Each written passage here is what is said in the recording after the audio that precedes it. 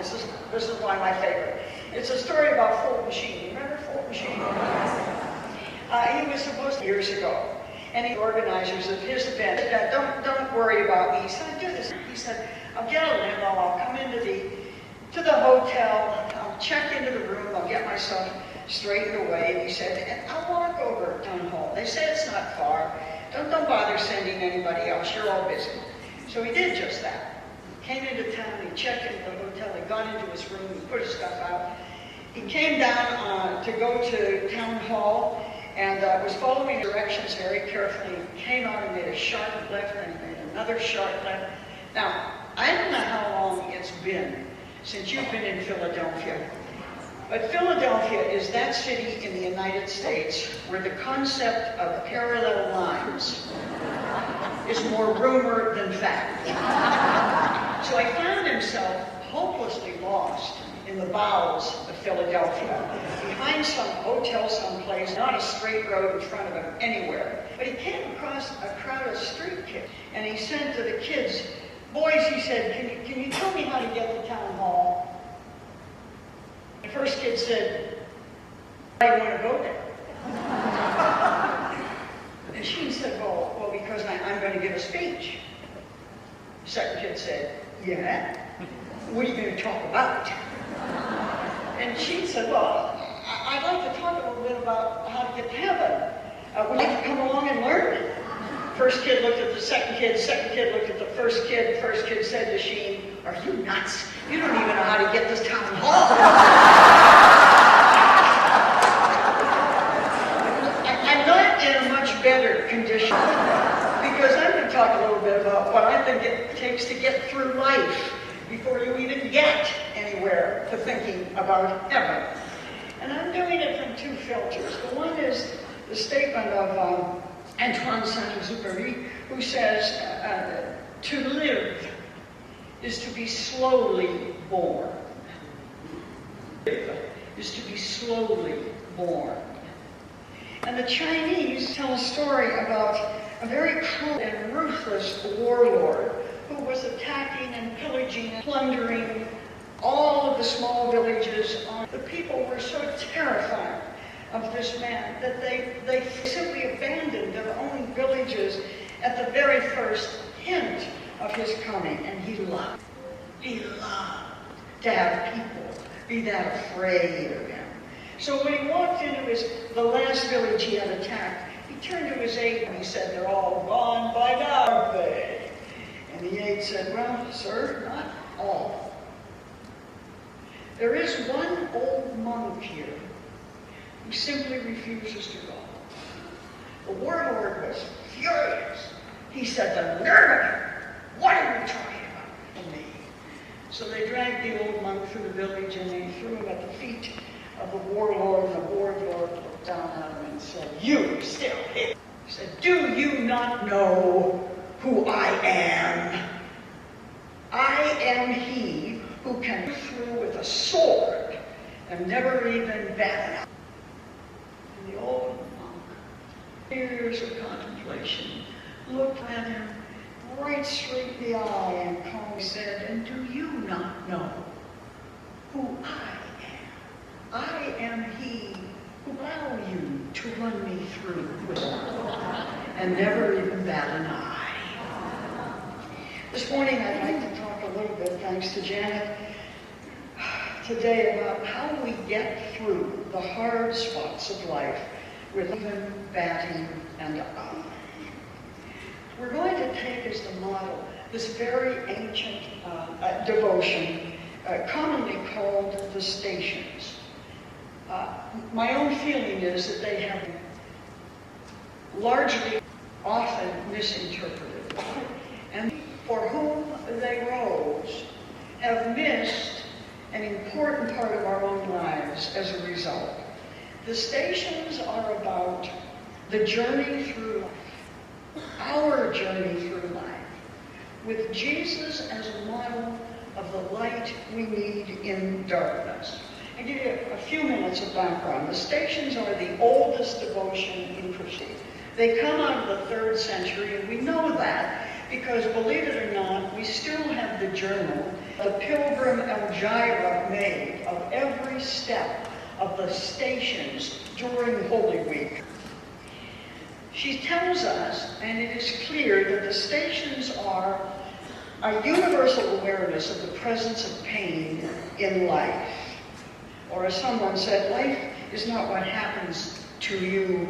Life is what you make happen because of what happened to you. The stations speak of the parts of life that simply can't be eliminated. They're inevitable. These are not problems to wash away. This is death and loss, rejection and physical pain and loneliness and distortion of life. But they are a necessary contribution of human wisdom. They are an invitation to human growth. And they teach us at the end of the day, if we understand what we're seeing, they teach us what it means to be alive. In the century, they defined the number of stations as 14. In the 16th century, or by the 16th century, the practice of this had spread to the universal church. Everybody with the scope of the church knew about the stations. And in the 21st century, they now embody for us that phenomenal struggle that is almost peculiarly Western and most of all American. And that is the struggle between the psychology of pain and its integration into my own personal life. Americans don't do pain. We do a leave. And morphine if we can find it. And then Jesus' very last gift to us. It's a gift wrapped up that says how you can lose and win by going on. In every station, I will argue, there is a death. This isn't about a death. This is about 14 deaths I would warrant, judging from the age of the people in this chapel, and I know how old you are because I'm looking at you. Most of you have already been through all 14 of them, and the rest of you are going to get there. Trust us. This is a devotion that does not beg God for favors. This isn't like a rosary or a novena or a spiritual discipline like the Irish who climb Patrick once a year for a blessing because of it. These are a model how to up when life seems unfair and impossible. I will tell you that there are 4 parts to each of these stations. A call to you, in you, and a question for you to hear for the rest of your life. But the problem is that, in my opinion, what these stations are skewed over, they all tend toward suffering. That's the Catholic impact. You understand Catholic theology, if this is bad, drinking is bad, hemorrhoids are good.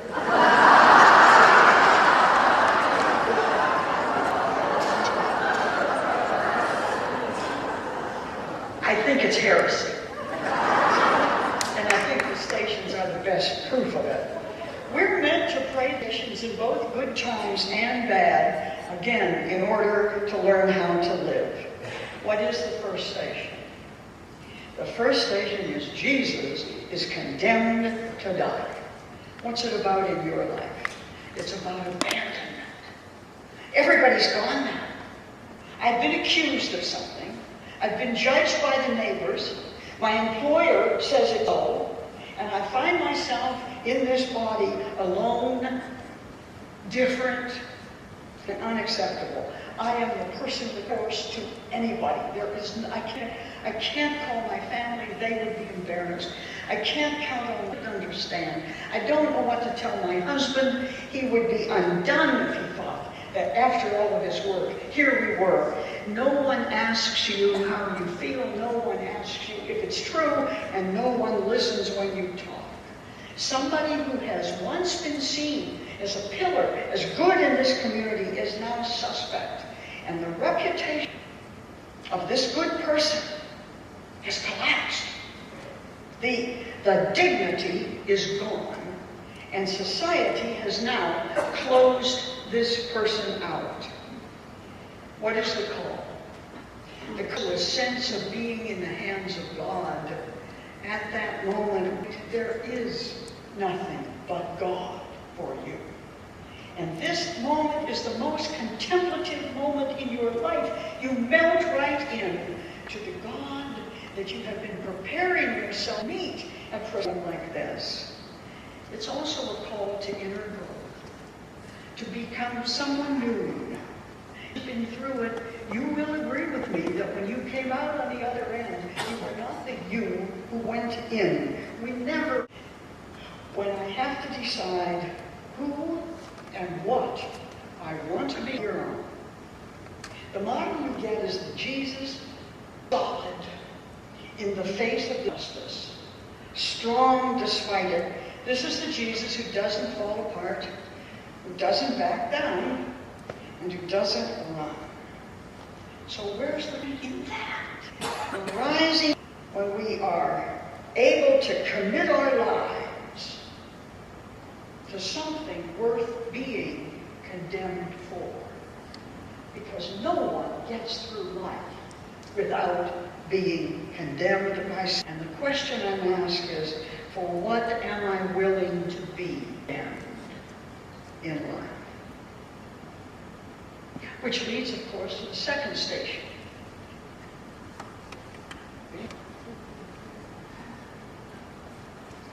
In the second station, Jesus is made to carry his cross. This one about powerlessness. He has no choice. Jesus is made to carry his cross. Point, there are some things in life that simply cannot be avoided, like disappointment in the child who doesn't go to college, a relationship I still grieve, rupture, the job that I feel around me despite the fact that I try very hard to reach out to everybody else. So what is a cross? A cross is one of two things. It either comes out of nowhere, it's a circumstance in my life that I had nothing to do with, the house burned down. Or it's something that we make, it's a cross we make for ourselves. In this station, the cross comes out of anger and resentment and jealousy.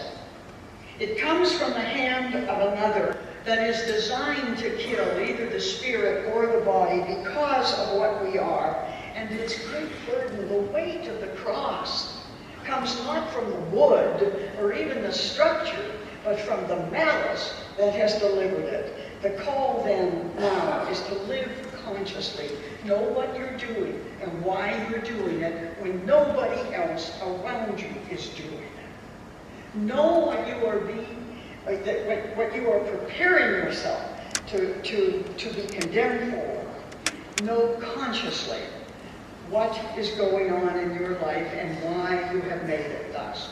What will you have once you take on this conscious cross? It is the Jesus functioning consciously in this society and who goes on doing what must be done and pays for the doing of it. It's Martin Luther King saying, yes, we're in this boycott. Yes, we're at these lunch counters. Yes, we're sending our children to these schools, and you may jail all of us for the rest of our lives if you choose. Because that's the model. The model is knowing what you're doing, realizing what you've chosen, and deciding, as Jesus did, that you will go on doing what must be done, and you will pay for doing that. The resurrection comes when we choose what is best in life over what is comfortable in life. When we choose witness in life over the country club scene in life. When we know that what we're doing is so necessary and so important that whatever it costs us, socially, financially, physically, we will do it anyway. And what's the question to you? Having begun a good thing, having begun some good, will I pay the price for its fulfillment? For my commitment in support of the civil rights movement, for my support for the gay community, for my support for women priests and women CEOs and women with enough to Nigeria. The third station. Jesus falls the first time. This station is about implosion. Nobody struck him. They didn't come from behind. He didn't get pushed. He imploded. His own inside simply went weak. Jesus, the wonder worker, where all the applause has always been, is brought low, and all has ended. What has been built up failed. What's the call? The call is to re-examine your goals and motives. How'd you get here, Jesus? Would you do it again? You think it was such a smart idea now? Is that where did you get it? Did you expect this to come? You have to decide what's important in your life and be prepared to make that importance important enough to carry you through other people's derision of it. What's the model? Well, it's clear, isn't it? Yes, Jesus fell down, but Jesus does not stay down. The accident has happened. 3 of my family. Where do I go now? Who can help me now? No psychiatrist can fix this one. I have nobody now and now. So I curl up in the corner and I pull the black threads around me and I block out all the light in my life and I lock the front door and I don't answer the phone. What's the model? Yes, Jesus falls down, but Jesus does not stay down. And what's the resurrection? What's the rising? The resurrection comes when we find a moment, an issue, a reason, a purpose large enough in life on which to spend ourselves again. Important enough to give our own lives to achieve. The women's movement, nuclear disarmament, global warming, torture, something that makes what I give to life a seeding process. Something that says, my life isn't over, this is yet to be done. It's that moment of awareness of pain when all of us learn that the cosmetics of life are not life. Do all the climbing we want, and at the top of that social ladder, pain still creeps.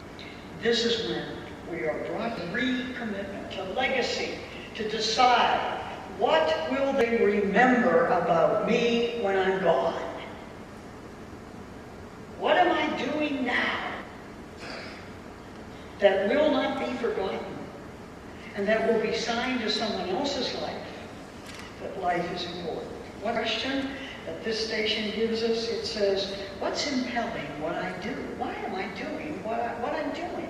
In fact, what am I doing? And for what reasons? What will I do? And will I do it to the end? The fourth station. Fourth station is Jesus meets his mother. And it's about the role and need for support in life. Courage is not enough for anyone. Also serve who only stand and cheer. Somebody has to be there supporting the supporters. What's the call to the rest of us? The call is stand up for God's sake and be counted for something. Stand up and say, I do support the gay community. I do want this woman's thing to end. I do want this planet saved. The call is to risk also being condemned. She shouldn't have been there. They shouldn't have allowed her to be there. They should have taken her away and hid her. Her life was no safer than his right now. they also serve. Only stand and cheer. The model is the faithful one to the end. No, she wasn't the one who worked. No, she didn't contend with the officials. No, she the villages around the Galilee. But she was there every time she was needed, and they knew she would be. What is the rising here? The rising comes when we begin to love another for their sake, not ours. She asked him once. He's 12 years old. What in heaven's name were you doing in the temple when you should have been with your father and me? And his 12-year-old answer was, doing what I'm supposed to. And her answer was, oh.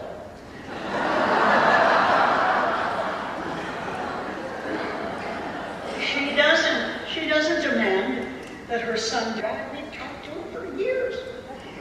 His father tried to get him a position in a law office, and you know what he did? He went off and he tricked Booty. The rising comes when we begin to love another for their sake and not our sake, and when we free other people to be themselves. It leaves us with them is, what do we show, and at what price ourselves? The thing helps Jesus carry his cross. This involvement, of involvement. It's about involved with, quote, nothing to do with me. Oh, no. Go to those rally things. It has nothing to do with me. Well, remember that explanation? When your own property is underwater. When your water is cut off.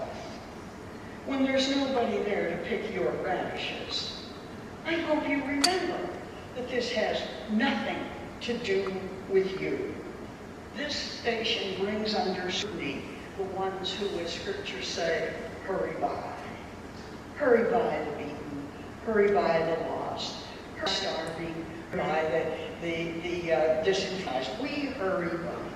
Anything that irritates me, anything that repulses me, anything that stresses me is a sure sign that I ought to be getting involved into. And what's the model? The model who was hurrying by, the scripture says. The Indian philosopher Madhyamaya says, be not a whisper that is lost in the wind, be a voice that is heard above the storms of life. Ironically, Simon who becomes this 2,000-year-old icon, one of life's great acts, this being a presence in the midst of someone else's pain. And ironically, Simon is remembered out time for this, but negligence or the morality to ask the soldiers, what's he being crucified for? But the fact accepts the responsibility of involvement at this moment tells us to remember that to respond to another person's needs will often make us more than we really are. What's the resurrection here? That happens when we let this outcast life into my own because it stretches me. The question is, why don't we do something? Why don't we do something? And the answer is, there is no answer to that. And because won't come. If we're hurrying by, we're missing our place in life. The question then is left with us to solve the Simon part of ourselves. The sixth station is Veronica wipes the face of Jesus. Yes, largely a legend, at least not historically affirmed in any way. But the fact of the matter is, there had to have been a witness. They were in this, they were dragging this thing. This is talk. This is the news at 6:30. This is crossfire. This is somebody shooting somebody down somewhere. And out of this crowd steps one person, Veronica. And we see what? That compassion is the glue of the human race. That compassion and witness mend the ills of the world. What's the call to us? The call to us is to bring kindness into the world ourselves. Don't wait for it. Bring it. We must each somehow or other stand between the derided and the demons of society. Our model is Veronica, the voice of the human heart, the one who wipes Jesus' face with sweat and blood because she couldn't stand to see someone else's pain. Remember, justice only seeks the vision of the good life, but mercy makes the vision real. It's the mercy you and I give to those who have been rejected, to the prisoner, to the addict, the homeless, the wounded. It's the mercy we give that makes the vision of justice real. Otherwise, why bother? What's the rising? It's the life that rises in us when we identify with somebody's life beyond our own. This is a very small world, yours and mine. If you want to enlarge your world, you have to enlarge the people in it, and especially the people that everybody else is leaving out. When we make life better for others, we become the face of Jesus. And so what's the question for? Look at it. Who is there whose life you deplore that you have helped? What's the seventh station? The seventh station is Jesus falls the second time. This is the tough one. This is about vacillation. This is about what happens to the inside of us when we begin to doubt.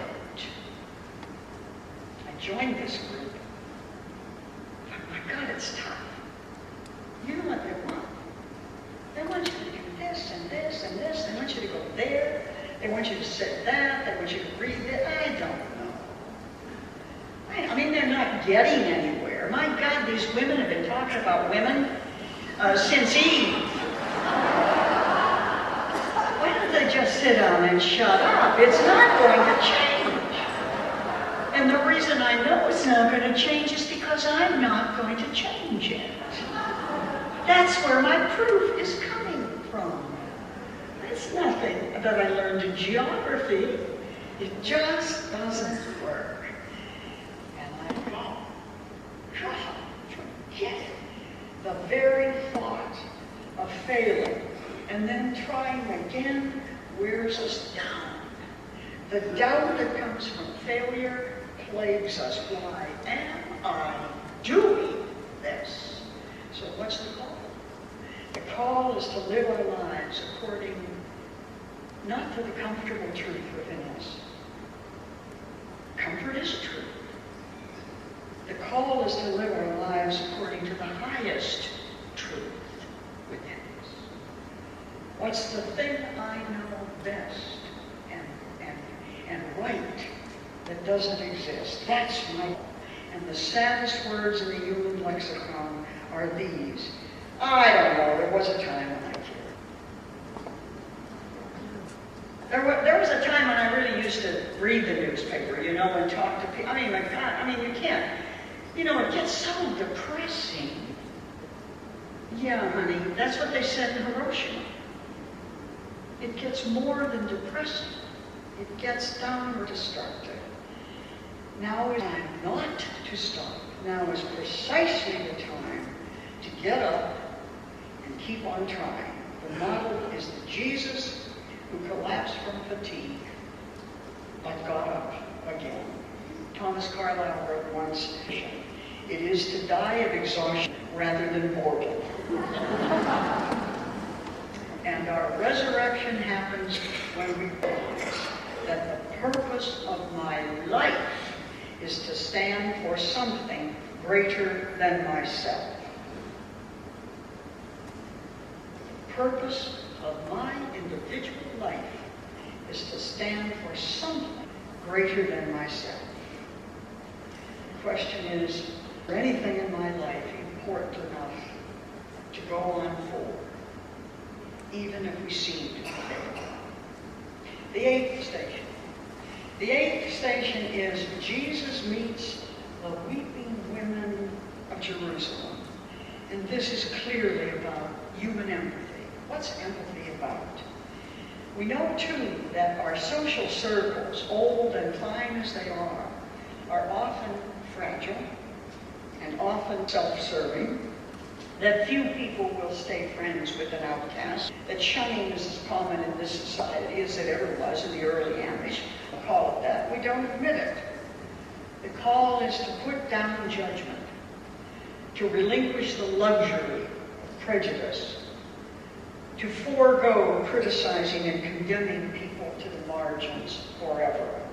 But you have to, something important to remember in this that gets glossed over every time. You have to remember that support and social action must go hand in hand. The Scripture's clear about it. He turns to those women. They come out, they're crying for it. Oh, this shouldn't, Jesus, this is terrible. How did this happen? And he turns around to them and he says, do not weep for me.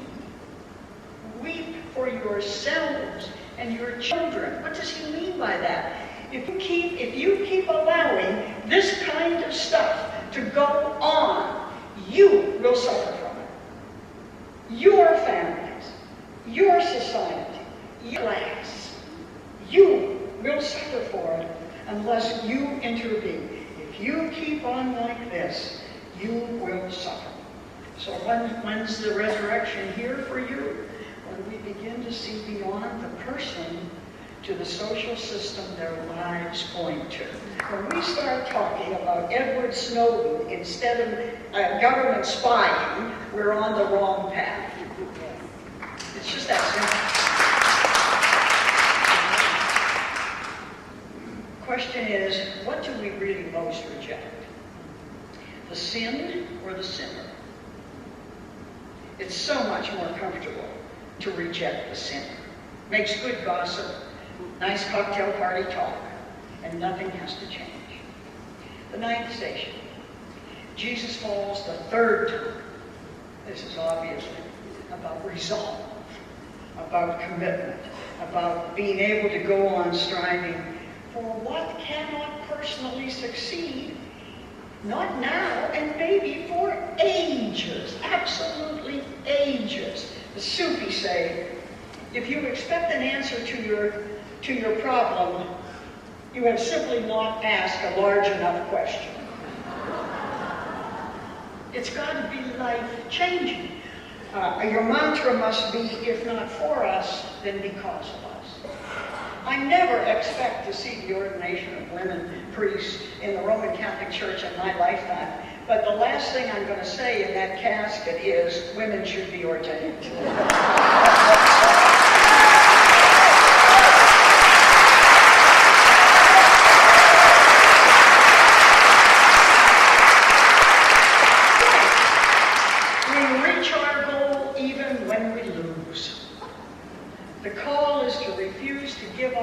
What the world needs. And the model is Jesus, the intrepid one, who reminds us today, that what we now take for granted was once somewhere by someone considered impossible. And the resurrection for it in us is that when we pursue the impossible dream, that is the only thing that will assure its perpetuity. The question, of course, is deeper and nagging now. It's the same question as it was in the first and second falls.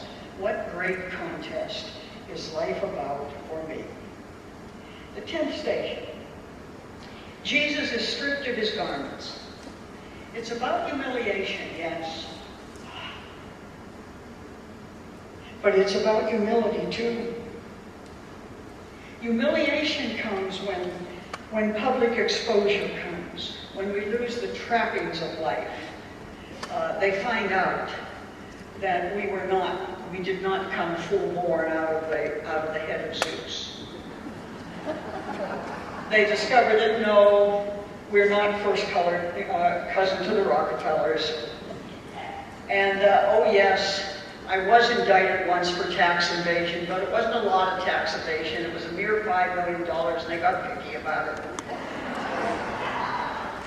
They know, in other words, something about me that leads to the ultimate depersonalization. The call is to genuine humility. The humble person wears no masks, not about their breeding or their past successes, the amount of power they have, the amount of wealth they have, the status they have, or the name-dropping they can do. They do not make their costume the house, the car, the title, the uniform, themselves. Bishop, nun, policeman, CEO, Superman. They do not make their costume a stand-in for themselves, because costumes have absolutely nothing to say about who I really am. Jesus uncostumed is Jesus. And nothing can take me from me or give me who I am not. The model is Jesus himself. He does not say. He's not arguing for Jesus on his last moments on the cross. The irony of it is that humility is what makes humiliation impossible. What can they say about you that you haven't already said about yourself? And once we get that little tidbit over, there's no place to go but up. The rising lies in the sense of freedom that comes with the end of all the pretending and the posturing and the exaggeration of the self. And the question is clear: what masks am I wearing? And what would it take to remove them? The 11th station. Jesus is nailed to the cross. It's about acceptance. It's about being part to the end of something that was worth being part of always. The Sufis say, suffering is a device to turn one's thoughts in the direction of God.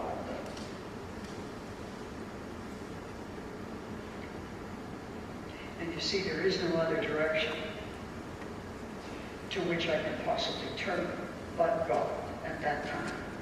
And all of a sudden, we find out for ourselves if there ever really was a spiritual life within us. The call is to trust that good will come from this. The model is Jesus who faces the moments.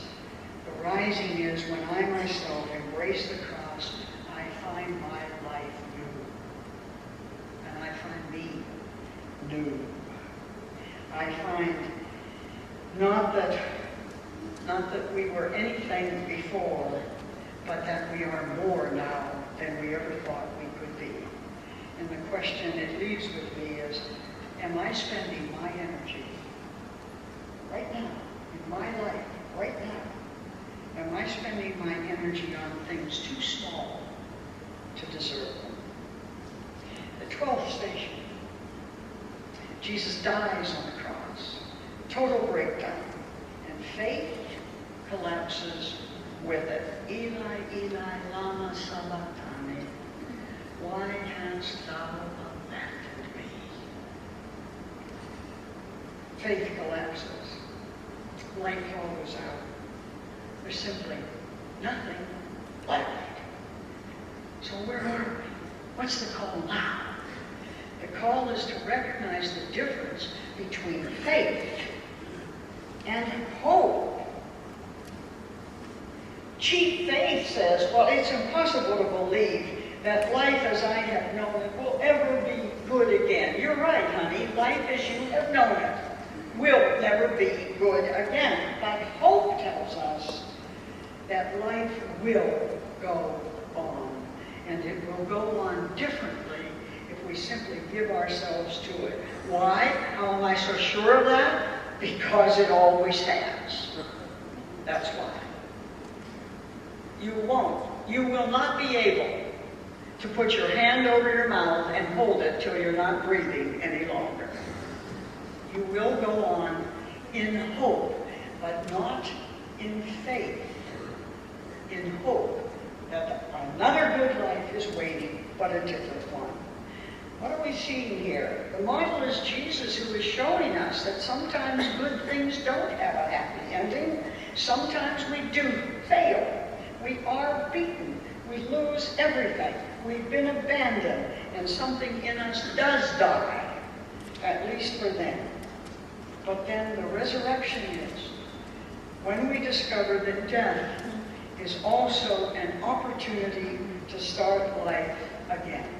We know now that that's true. Nothing we do changes the past. But every single thing we do from then on will change the future. The future is now again ours to make.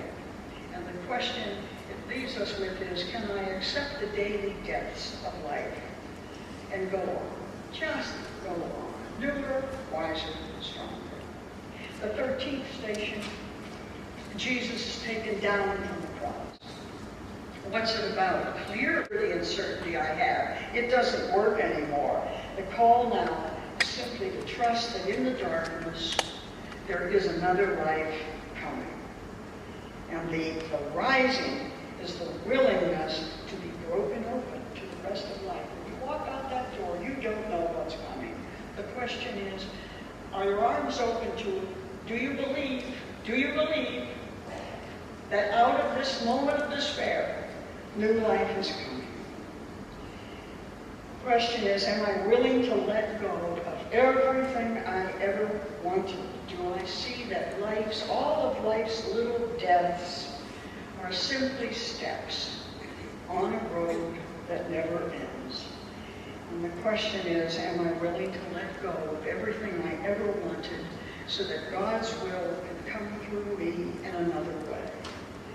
Finally, the 14th station, Jesus is laid in the tomb. What's it about? Choice. Choice. You have to choose now. This is the intersection between ongoing commitment and despair.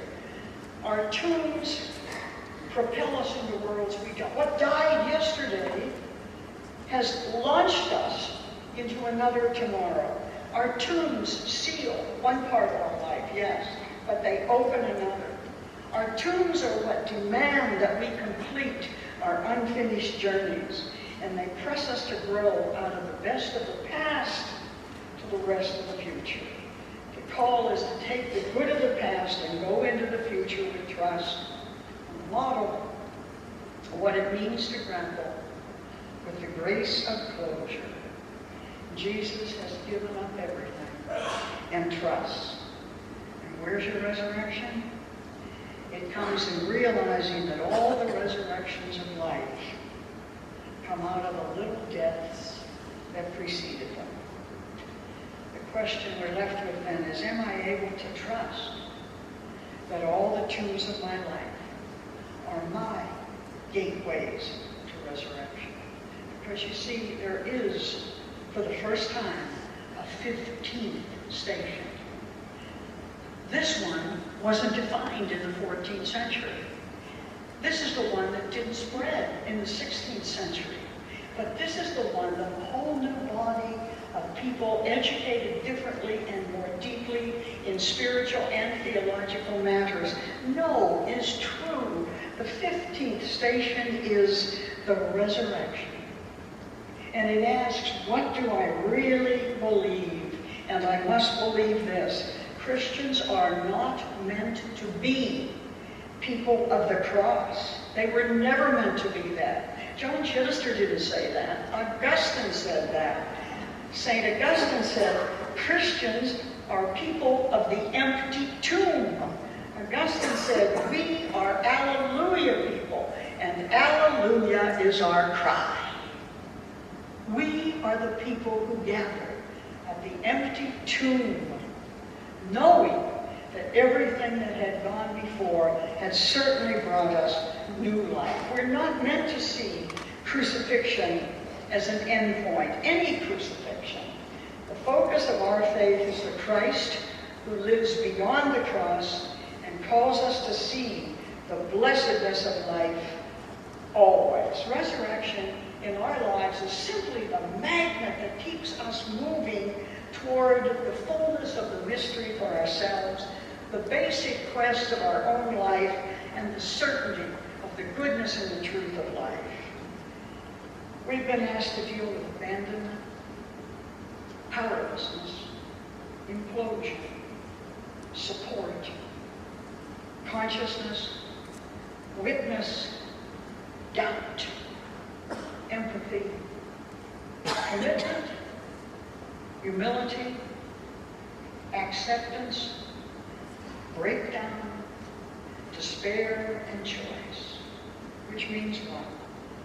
It means that the stations confront us with 14 life questions by which to measure the quality of our own lives now, by which to measure the depth and nature of my own spirituality, by which to measure the focus of my soul, by which to measure the maturity of our choices in life. To rise in our own time, we must rise to every call to which the station leads us. What was the way of the cross? What did Janet do for us? What has she left behind for us? She has left behind an excursion through the hard moments of life, an experience of the resurrections that come with each. She's left behind a model of how to deal with the crosses in our own life and how to rise from each. She's left behind the definition of what we're being called to and what new life arises in us as a result of each particular experience of death in my own life. And these 14 stations are not about suffering. They're about how to live through suffering. And they're not about the death of Jesus. They're about the Jesus life born in us to support us through our own death to resurrection. And funny enough, they're really more about Christmas than they are about Lent. They're about what we're told at Christmas. And he is here, Emmanuel. Emmanuel, the one with us, Jesus with us in those 14 moments of death and resurrection in our own life. When we take hold of life with all its deaths and move into all its resurrections, we are fully spiritually alive. It's about living all the dimensions of life like the old monk, without even batting an eye. And it's about realizing with exuberance that to live is to be slowly born, one moment, one event, one death, one resurrection at a time.